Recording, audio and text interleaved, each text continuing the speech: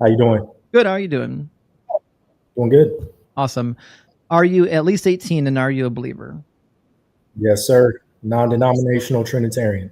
Fantastic. And do you believe that God is all good? I do. Do you believe that it's ever good to execute women and children? No.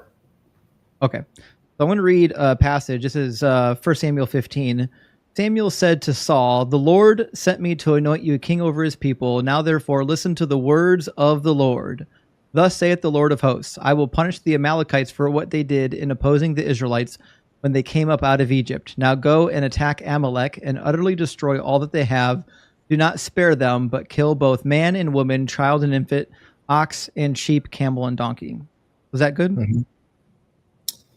In the context of God's judgment, there's a whole lot of backstory into who the Amalekites were. And so that's part of the divide I think you're stepping over by putting a mortal, modernist perspective on morality and what is good and bad compared to the perspective that we're taught through the entire scripture and context. So I asked Because you there's if a it was whole lot. ever okay to execute women and children, and you said no, it wasn't okay. Now I'm reading a passage and you're saying it is okay? Well, I guess when you say, is it ever? That's the part where we'd have contention. I think when God comes back, the whole entire world is going to be wrapped up in his judgment in a minute. That's every child, woman, person, regardless of age, right? So it is It's in the okay to context execute of his women and judgment. children. I don't think for our moral purposes, no. But if God has deemed judgment on a nation in this context that was sacrificing their children to molten gods, and they would literally put it in the belly of a molten, I think it was a bull, Moloch. So God wiped out that lineage. And also, when you do the due diligence of looking through the Bible, I have. seeing where this took place, so then you might be aware of the fact that the cities where God used the verb, and you can look up the Greek, Hebrew. there's a different verb between driving out the inhabitants of the land and then where God gave direct commands to kill the people in the land. And The Old Testament was written in Hebrew, not Greek. Yeah, sorry. Hebrew. When Cool. you look at the root words through the Strong Concordance, The Strong's there's Concordance is not a lexicon. Okay, so what do you use to define these words that were written in Hebrew? Well, first I learned Hebrew. I went to school, and second I would use the Brown Driver Briggs dictionary, and then I Okay. would use the Hallett, the Hebrew Aramaic lexicon of the Old Testament. Those are your two standard dictionaries or lexicons for Hebrew. Yep. The Strong's Concordance is a concordance of the King James Bible. The only thing it's going to tell you is how words were translated in the King James Bible. Okay.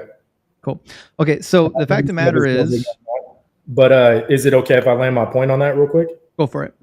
Okay, because essentially when you look through the story of where, heard you mention Egypt and the situation of Egypt, when the Hebrew Israelites were brought out of Egypt into the promised land where the Amalekites dwelled, there was a whole backstory on the conduct. There's a whole backstory on the nation itself. And particular to the Old Testament, I know the story. when sins have risen to a certain level, much like Nineveh, God casts his judgment on the nation and they're wrapped up. Cool, but I know the story. So the Amalekites lived 400 years prior to their execution. So these babies and women had nothing to do with the crime that was committed 400 years prior. Okay. And the And I get that's your stance, but there's also passages of the Bible, if we're going to talk about the Bible in context, right, that talk about God visiting the iniquity of the fathers to multiple generations. Yeah, Exodus 34:7. That's where that's quoted. It's also quoted elsewhere, but so Exodus 34:7 is actually problematic. Do you think that the sins of the fathers should be punished on future generations? I believe that there's a big gap between, I don't know how old you are. I'm a little bit over 30. I don't think I have the full context to place my moral judgment on what God has explained. I think there's areas where even like Abraham, God saying he's going to go to Sodom and Gomorrah and destroy the whole city. Abraham stops and says, okay, I'm going to plead with you. If there's 20 righteous, right? 10 righteous, 5 righteous, will you spare the city? And that's an example of God's mercy. Well, that's not true. It is true. It's not Is true. That not in Genesis? Is that not in Genesis? Where it's in Genesis chapter 18, and Abraham's says, "Far be it from you to wipe away the righteous alongside the wicked." God never said that I won't wipe away the righteous alongside the wicked. And we see clear examples where God says he will do it, and he does do it. Well, God is that was specifically Abraham. Genesis 18. Can you pull up Genesis 18? Yep. Just so we can In Genesis 18, it is Abraham who is exercising caution over the destruction, not God. God is capitulating to Abraham's request, not the other way around. Yeah, because sin is a spiritual act, right? No, like, it's not. It is. It's not.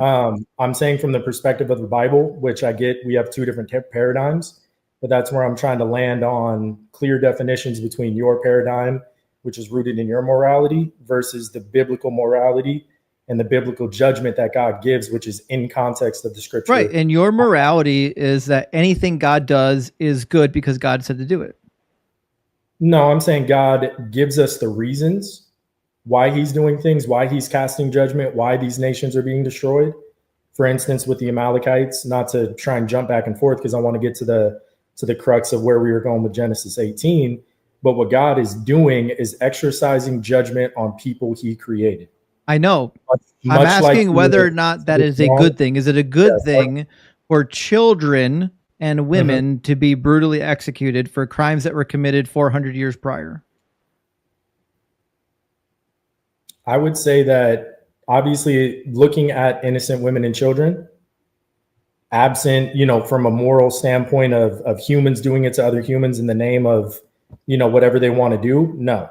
If there is a God, which is the premise of the Bible, right? So I'm granting that, like, today, if you were to say, like, hey, I don't like these people because they're whatever, right? And 400 years ago, they did X. I think we could overlap this with slavery, right? And the Caucasian descent in America. This happened, this happened, this happened. So I think retribution should be this. I would stand in the gap and say no, right? Because that's coming from a moral judgment. So slavery is not good. No, I don't think, and we can get there. I'd love to get there, but I don't want to stick with Genesis 18, if you don't mind, with specifically this example, because what I'm trying to unpack is that if there is a God, right, which is by the biblical standard, there's a reason. And he's frozen. I assume there's a reason why God froze him. I was God, I'd be embarrassed of this too.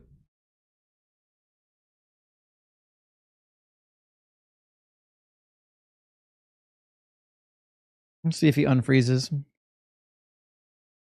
Definitely that Temu Wi-Fi. He got one of those wish.com routers. That's what happened.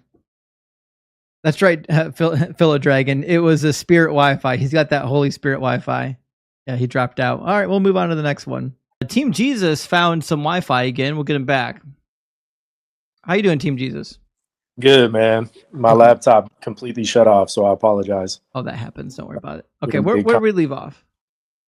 So I believe we're looking at essentially the moral crux of whether innocence in women and children, is ever moral, or the murder of innocent women and children, if that's ever going to be, a moral thing. That's kind of where we left off. And then we're going to the example of Sodom and Gomorrah and God being willing to save the entire city if there were even a few righteous in it. Yep. That's kind of a pretext to the biblical morality versus, I'd say kind of more of an, at least from my perspective, like more of an abstract morality that's established through, your own lens or what you think personally should or should never be done. If I commit a crime, should my significant other have to go to jail for it? No. Is that ever a good thing if that happens? If she's complicit in it, that's different. But if she has nothing to do with it, obviously by human law, I'd say no. If God causes that to happen, is it good? What do you mean? Your wife to die because of your mistakes? If I commit a sin and God decides to punish my son or my wife or my cousin or somebody else who had nothing to do with it, is that okay? I believe it is, yeah. From the perspective, you guys don't defend anything. To the, where I'm going, because I'm not just going to say yes and then just say, wild. no such thing as innocence. There's no such thing as a judicial process. When God gives a decree, right? Just simple example, Garden of Eden. If you eat from this tree, you shall die. God gave warnings, commands ahead of time saying, I will visit the iniquity that you commit on your family, on your children, and on your children's children, Yeah, right? you think that's good? I believe it's moral because of who did it and who Is it good? I believe it's God's judgment, and I believe it's good if it's explained ahead of time, number one, as a warning. It wasn't explained, by the way. So, but why is it good when God does it, but bad when we do it? Because we're not God, first and foremost. Lived, what, 30 years? So your definition of good is anything God does? No, I'd say my definition comes from my faith that the judgments, the morality, whether you read Proverbs, whether you're reading through the Bible in context and you see why God destroyed a certain city, I can see why God destroyed the Amalekites that were sacrificing their own children. That's not in the book. Molten bull. Not only is it not in the book, it's not true.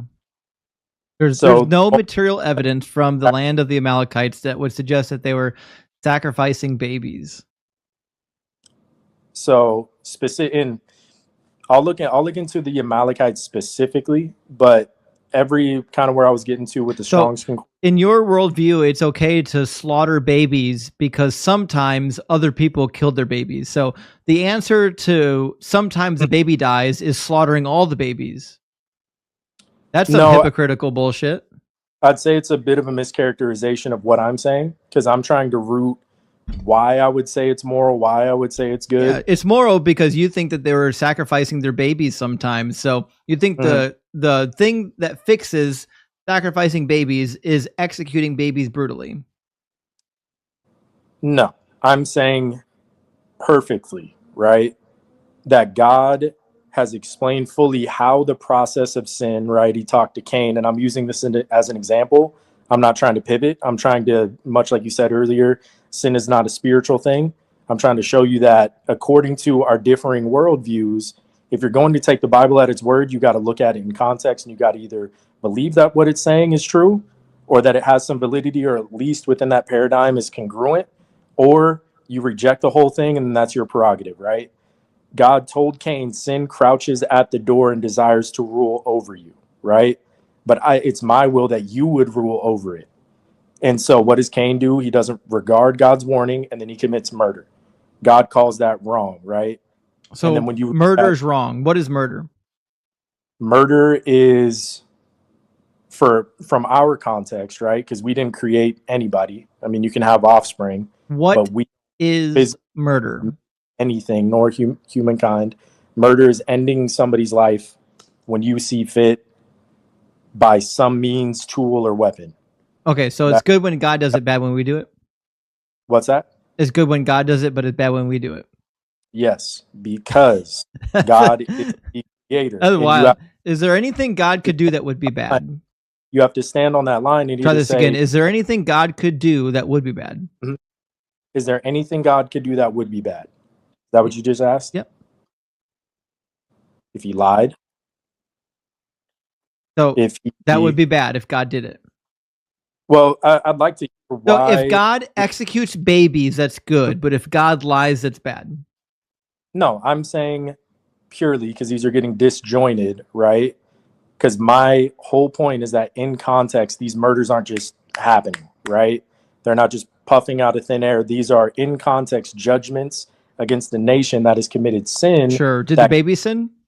As creator. Did the baby sin?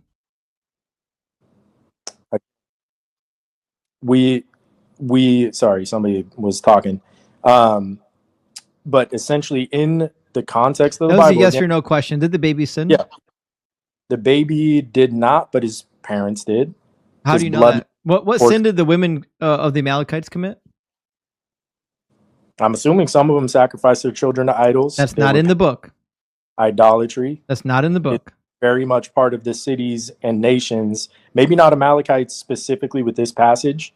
And I'll do some more digging and look at what exactly the pretext to this was. But this whole entire saga, right? This arc of God pushing out the nations before Israel as they enter into the promised land, all of it is directly laid out with their paganism their child sacrifice, their idolatry, the same-sex options, the things with animals. And then also several nations tried to oppress the Israelites when they were passing through out of Egypt. Am I One wrong? nation. Am I wrong or am I right there? One nation. I'd have to look it up. I believe it's either the Canaanites, the Moabites, and I believe the The Amalekites. Canaanites are a collection of people groups. The people that Correct. oppressed them along the way and attacked them from behind were the Amalekites. That's Exodus chapter 17. Okay, so that is, and does it not say, because that is true, and does God not explain that I am visiting your city with judgment because of what you did when my people were passing over the waters and going? Yes, in Exodus 17, God says he's going to wipe out the Amalekites. Because And of then 400 years prior, he wipes them out. The reason why he wiped them out, according to the book, is because of what they did in the wilderness. Mhm. But the people that got wiped out had nothing to do with that. They lived 400 years after that. Mhm. So he wiped out people who had nothing to do with the crime. Yeah, the descendants of whoever the forefathers of the Amalekites were. Did the descendants do the crime? Knowledge are very important in the Bible. You're able to track, okay, Esau had an Did offspring. the descendants do the crime? They did not do the crime, no. But they got punished for it. They did, There you because go. So your God's God punishes people that didn't commit the crime because your God is not just. You do not believe in a God of justice. juxtaposing again. Do you think it was a good thing when David's wives got graped for David's sin? Hold on a second. Can I answer to your previous point and land, and then we can move on to that portion? But I want to at least be able to respond to kind of the summary judgment that you're placing on what I'm saying and responding to. Because again, from the paradigm of the biblical text, which is not just one story written by one person, it's 66 books by different authors across centuries, right? It's very logically and clearly explained that God gives a judgment and he gives a reason for his wrath, and it's because people rebel against his judgment. That goes all the way back to Adam and Eve. We're not questioning why he does stuff. We're questioning whether or not the stuff he does is good. Is it good that people who didn't commit a crime are punished for other people's crimes? I would say in God's context, he can do what he wants, and yes. I asked, is it good? Is it good when David's wives get graped because David sinned? Hold on. I would like to at least, again, land my point because I kind of just say yes or no. I said yes or no. I told you yes, but I would like to. So it is good. So it's good when women get raped because of their husband's sin. See, this is why you guys need locked up and put into a padded room, have the key thrown away. Somebody check his hard drive, check his basement. He thinks women should be literally raped if their husband commit a sin. You guys are disgusting. You're sick. Can I answer? Can I answer? Nah. We heard all we need to. I'll clip this later. You can watch it on YouTube.